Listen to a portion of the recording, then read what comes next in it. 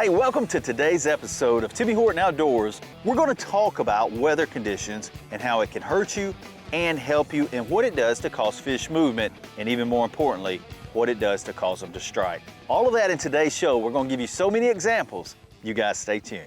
Of all the changing weather conditions, the heat and the cold, which ultimately affects the water temperature, can dictate a bass movement more than anything else.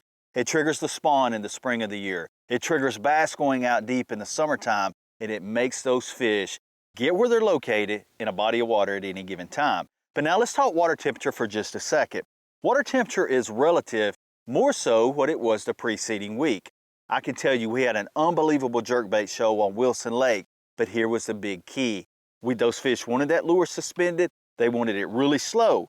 The preceding week, the water had been really warm, getting up around 60 degrees. A cold front come through and dropped it to 55. And we really had to let that lure suspend to get those bass to bite. We had some special smallmouth and it was a great show. Let's go take a look. And as we do, I'm gonna give you guys more tips on what to look for when fish move based on the water temperature.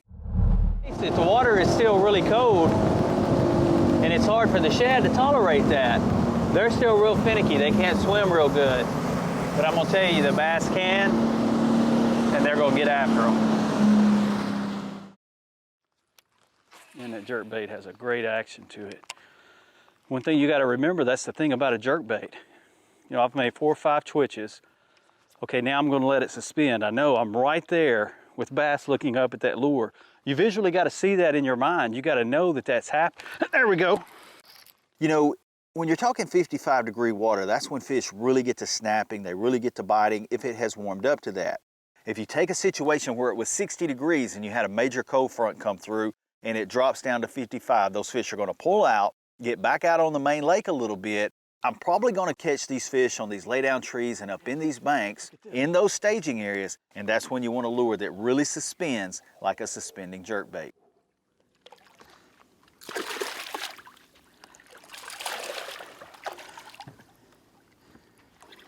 Oh, look at this smallmouth.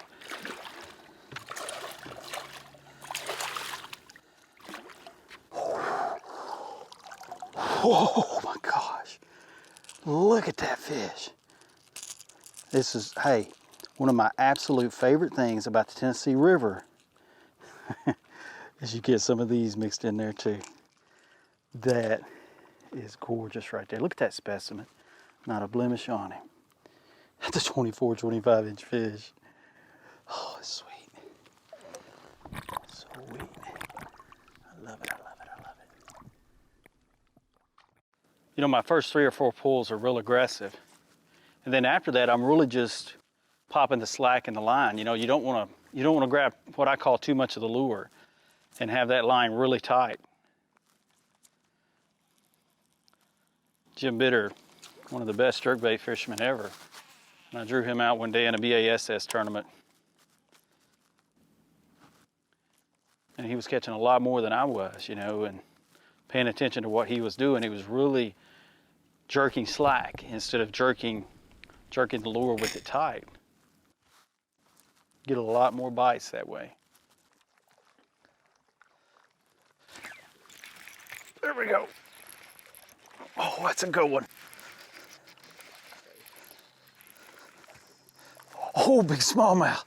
Look at it. Oh, this smallmouth, love that jerkbait.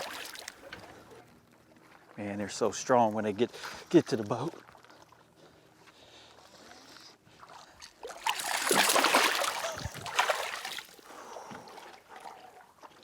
That is a tough, look at that smallmouth.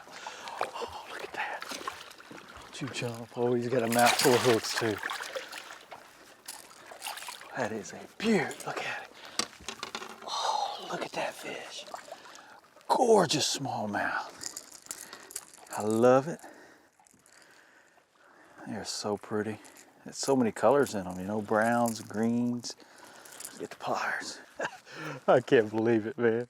I love throwing a jerkbait, pre-spawn, big largemouth, big smallmouth. I love the Tennessee River.